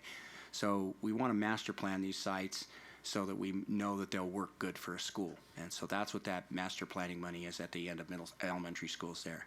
Again, moving into middle schools, very much the same categories: design, supplemental engineering, CMAR design service, and then design, supplemental engineering, CMAR design service, one for a middle school in North Sun Valley and one for a middle school in the Spanish Springs area. That's the North Kylie one.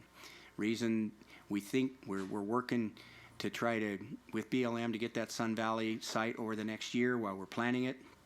The Sun Valley's area middle school combination elementary school site, we think we can purchase fairly quickly here and get that whole process started. As Pete alluded to, that's the site that's spoiling me because it's flat, got good soils and good streets. So I'm pretty happy with that one. But anyway, so those are the 2 middle schools we want to get going on. As you know, we get the best bang for our buck for middle schools because not only do we solve the middle school population problem, but our new philosophy has been to put 6th grades in middle school, so that leaves crowding in a lot of the elementary schools too. So we get the biggest bang for our buck from middle schools. So we want to get, according to Randy, we need these 2 schools right now. Thank you. We're going to interrupt just a moment. Trustee Franco has a question. Just a quick question, if you could describe briefly, when we say BLM Consulting Services and USFS Consulting Services, what kind of services are we talking about when we talk about those consulting services? When you secure land from the federal government, you have to go through an incredible process. You have to have an environmental impact statement. You have to have a cultural analysis. You got to make sure that there's no mineral rights on the property. There's 3 or 4 more that I can't even remember. There are people that they do nothing but that. We kind of through a circuitous route found out about a consultant headquartered out of Las Vegas that does this. They did some of these kinds of consulting services for City of Yerington and Lyon County, and the guys that run this are, they're out at, one used to be the head of BLM in Nevada. The other one was the second in command BLM in California, and the third was in the BLM office in Washington, D.C. for a long, long time. So they know the deal. They understand the deal, and they also had worked, each of them, or at least two of them, I believe, had worked for the Forest Service in the past as well. So they understand both processes. Both of those consulting services that we're looking for there is the same firm. They believe that if we are diligent and can work quickly, that we can get our hands on that Sun Valley site in 9 to 10 months, which from a schedule standpoint kind of aligns pretty well with when we think we can be done with the construction documents and that kind of thing. So we're doing a lot of this stuff in parallel just to move as quickly as we can. We've had one meeting. We've actually had several, but we've actually had one meeting with this proposed consultant, who on his own dime came and met with us and the BLM in their Carson office, and it was very, very enlightening, very positive, very good meeting. So that is a parcel of land that the BLM has on their disposal ranks. So it looks very favorable that we'll be able to get into that, but we've got to go through all these assessments to finally make sure that we can build there. But they've done a lot of preliminary work, and they don't see any big stumbling blocks. Thank you, Joe. And then, of course, master planning. We have master planned 2 of the 3 sites. We've not master planned the North Valley site, or I'm sorry, the North Kiley site yet. So we want to kind of work with that to try to make sure that we know how to lay that middle school on there, also with an elementary school on there, because that's the site, as you know, we're talking about a combination middle school and elementary school. So that's where that master planning money is. Moving into high schools. As you know, one of the projects from the public schools overcrowding repair needs committee was a high school, a new high school, and then likely a repurposing of Hug High School. I'm an architect, Pete's an engineer. We have no idea what repurposing a high school means. So we need to have an educational consultant or an ed spec type person, such as like Tim Defoe, who you've met, come in and sit down with the leadership of this district on educational leadership and talk about what does that mean. There's been a lot of things discussed, as you know, an ROTC center, a police academy, a fire academy. There've been a whole lot of things discussed, but we don't know what that means, and we want to make sure that whatever we do there is going to fulfill a very specific need. I mean, there's been a lot of talk that it's going to be something like another ACT, AACT school. That would be great, but we need to know what that is, and so we need to have somebody to kind of walk us through that process, and we want to be ready to go with that so that at whatever point in time that's available, that we can move forward.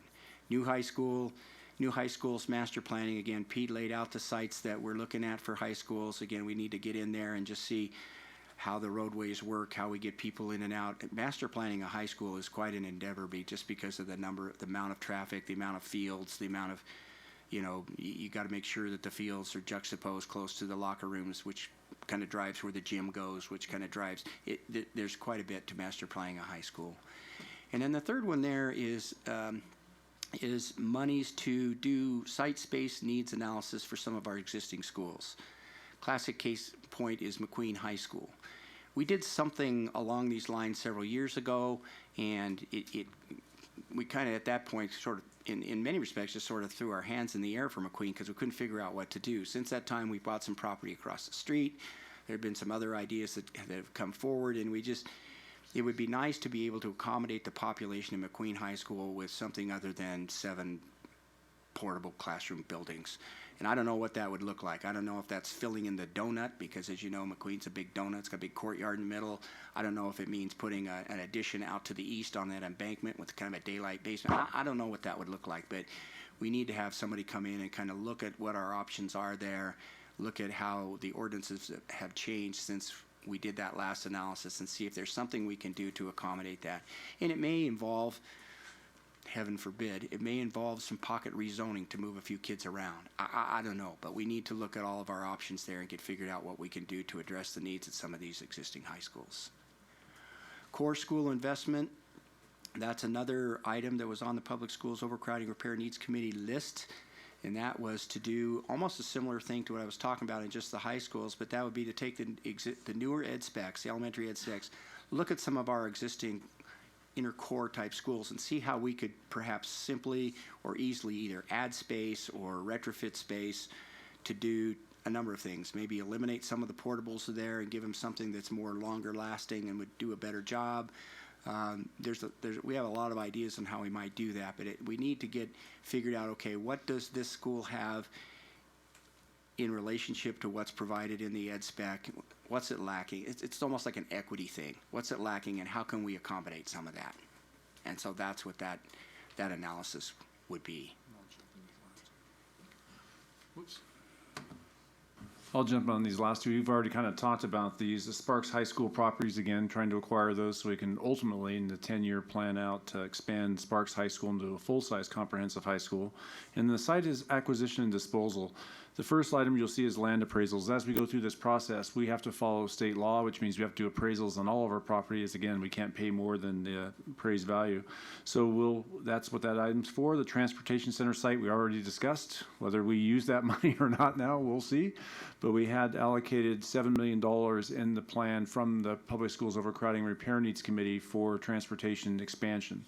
So we'll continue to look for opportunities there. And then the school sites, this is the big one. This is, again, the number should have been $11,360,000. Now, if we go back to that one sheet that I showed you, all the projects that Joe just walked you through go right back to this list. For every school that we mentioned, every school that was approved by the public, everything that was on the ballot. The one on the very bottom, which says site acquisition, the $11.41 million, that's including the $11.36 million plus the $50,000 for land appraisals. That will get reallocated back to those schools as we start acquiring property. So we'll use that money and then we'll allocate it to the individual school. So it doesn't stay under one lump sum just for land acquisition. It'll go to the specific school. And again, our number one priority is always to try to find the best deal we can, partnerships with developers, partnerships with the local, governmental agencies. And we're going to just sing the praises of developers when we get those opportunities. But obviously, we're going to have to buy property. Expecting that one developer is going to give us 60 acres for a high school is probably a little unrealistic. So, but we're going to continue to look for those opportunities.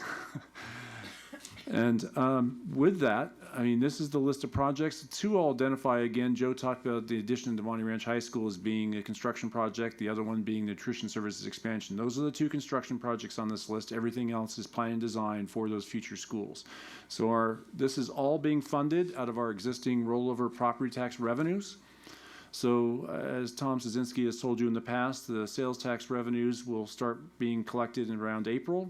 We should start seeing money here in June. We anticipate our first bond, at least allocation, coming to you probably in around June, July. And then we'll start talking about the money to actually build these schools. We can't build all these schools with our property tax revenue, as we know. So that's kind of the list of projects, and if we'd be glad to answer any additional questions you may have. And this is the recommendation brought forward by the Capital Funding Protection Committee for your consideration and hopeful approval. Thank you. JJ, do we have any public comment? Okay, no public comment. Any further discussion from the board? I know we asked questions along the way. Trustee Rosenberg?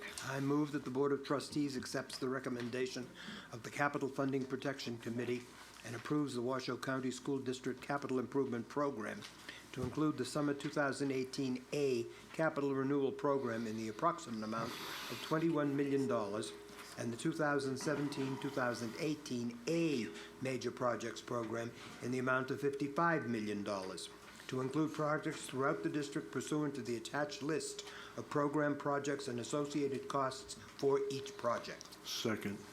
Okay, it's been moved and seconded. Trustee Richard, I see your light on for discussion. I just want to thank you three gentlemen. You are three angels. Mr. Kate, you are an angel to the school district. Not only have you been my biggest supporter, You've been the advocate for school safety. You have been there for us through thick and thin, through good and bad, and you've never, ever turned your back on the school district or the kids. And I am eternally grateful. And your personal support of me. And I want to thank you from the bottom of my heart. And don't ever go anywhere. We will always need you. You're such an important part of the work that we do. And thank you so much. And to you two gentlemen, the work that you did in getting information out there to the community for WC1, there are no words to express my appreciation. And you made things easy for the public to understand. You made things easy for me to understand as a trustee.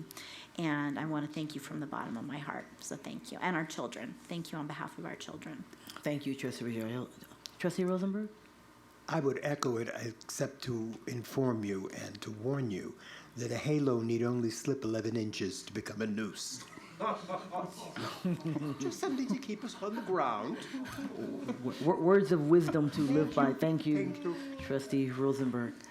And Mr. if I Cates? might, at times it does feel more like the news part. The other night, I want to put this on the record somewhat. The other night, I was asked if I was a yes man for the board. Oh, for goodness. And anybody that knows me knows I'm not a yes man. So I'm pretty black and white, and and right and wrong, and that's the way I work. So just to put that out there. Thank you. Yeah, they should ask the board that question. Yeah, hello. And clear that right up. Trustee Frankel?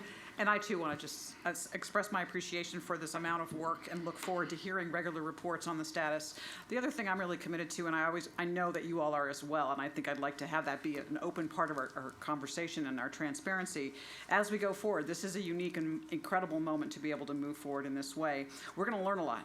And so I'm hopeful that we can continue to talk about what we learn as we go. And I know you guys are going to be tracking those things and trying to identify ways to improve. I'd love to hear more about that and have that be something that the public hears about as well. What we're learning as we go, things that work really well, things that we think, okay, we could have done that differently, because I think that that's important for us to continue to be aware of in our commitment to continuous process improvement. And I know you both are committed to that, so thank you. Thank you, Trustee Frankel. Superintendent Davis?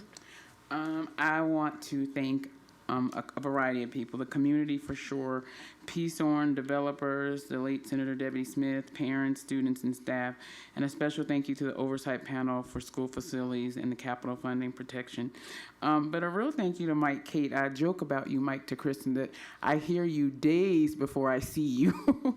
But it's true, black and white, and about the truth and facts, like not in the minutia, just make it happen and be fair. And so I appreciate that you've been that way since I've been the deputy, and your commitment to our kids has been unwavering.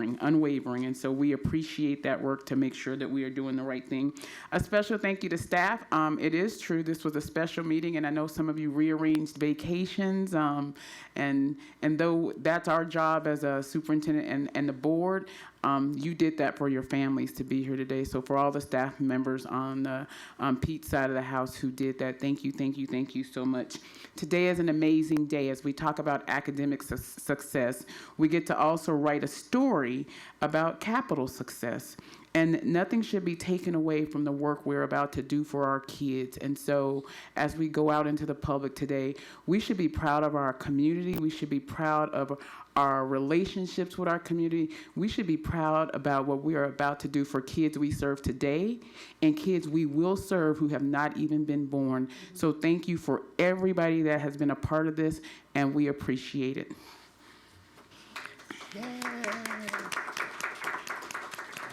And just now, really, as we prepare to vote, colleagues, let's just take a minute to recognize this is pretty momentous. Yes. Let's not miss the moment. Let's not miss the moment. This is a tremendous moment for our community, and just what an honor it is for us as board members to be able to vote on this and to be a part of this, all of us. Even though you can't vote, Katie, you've been a part of this whole time, and we appreciate that so much, all of through everything. What an honor it is to be a part of this for our community. And just to add, the community deserves 100% of the credit for this. Absolutely. 100% of the credit. The community stepped up to take care of our children. Absolutely. We will vote. Seeing no further discussion. All those in favor, please, of building schools That's probably not legal, huh? All those in favor of the motion as, as made, which means we're building schools, please signify by saying aye. Aye. Any opposition? The motion is carried, and absolutely let the record show it is unanimous. So it is the final vote for 4 of our members. And it is a absolute, what a vote, what a final vote for the 4 of you that have given such tremendous service for years and even for months to this district. So thank you so much for that. Any other public comment, JJ, before we adjourn? Oh, yes, we do have some public comment. We have a public comment. We have one public comment. This is about new math, Trustee Rosenberg? New math. Yeah, I'll fill out a yellow card. And I'll get Dr. Lair to do it. Some of you who have small children may have perhaps been put in the embarrassing position of being unable to do your child's arithmetic homework because of the current revolution in mathematics teaching known as the new math. So as a public service here tonight, I thought I would offer a brief lesson in the new math tonight. We're going to cover subtraction. This is the first room I've worked for a while. It didn't have a blackboard, so we will have to make do with more primitive visual aids, as they say in the ed biz.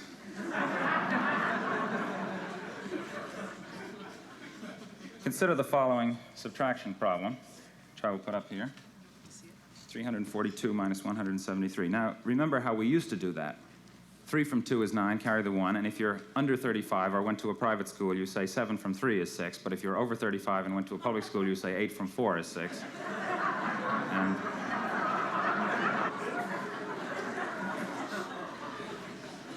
carry the 1, so we have 169. But in the new approach, as you know, the important thing is to understand what you're doing rather than to get the right answer.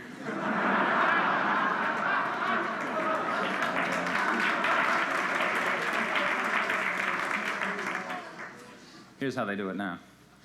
You can't take 3 from 2. 2 is less than 3, so you look at the 4 in the tens place. Now that's really 4 tens, so you make it 3 tens, regroup, and you change a 10 to 10 ones, and you add them to the 2 and get 12, and you take away 3, that's 9. Is that clear? Now instead of 4 in the tens place, you've got 3 because you added 1, that is to say 10 to the 2, but you can't take 7 from 3, so you look in the hundreds place. From the 3, you then use 1 to make 10 ones, and you know why 4 plus minus 1 plus 10 is 14 minus 1, because addition is commutative, right? And so you got 13 tens, and you take away 7, and that leaves 5. Well, 6, actually, but the idea is the important thing. Now go back to the hundreds place. You're left with 2, and you take away 1 from 2, and that leaves... Everybody get 1? Not bad for the first day. Hooray for new math, new math. It won't do you a bit of good to review math. It's so simple, so very simple, that only a child can do it. Now that actually is not the answer that I had in mind, because the book that I got this problem out of wants you to do it in base 8. But don't panic. Base 8 is just like base 10, really, if you're missing 2 fingers.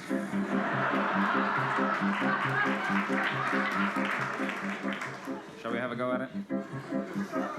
Hang on.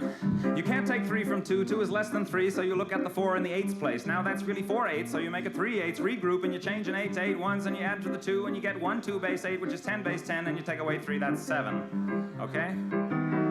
Now instead of 4 in the 8s place, you've got 3 because you added 1, that is to say 8, to the 2, but you can't take 7 from 3, so you look at the 64s.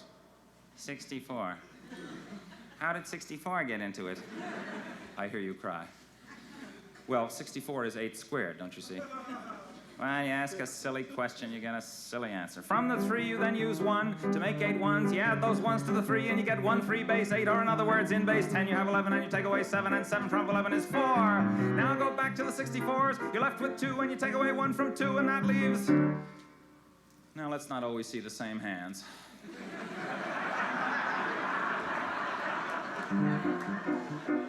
1, that's right. Whoever got 1 can stay after the show and clean the erasers. Hooray for new math, new math.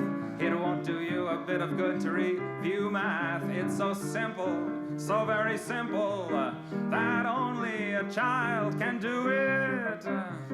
Come back tomorrow night. We're gonna do fractions.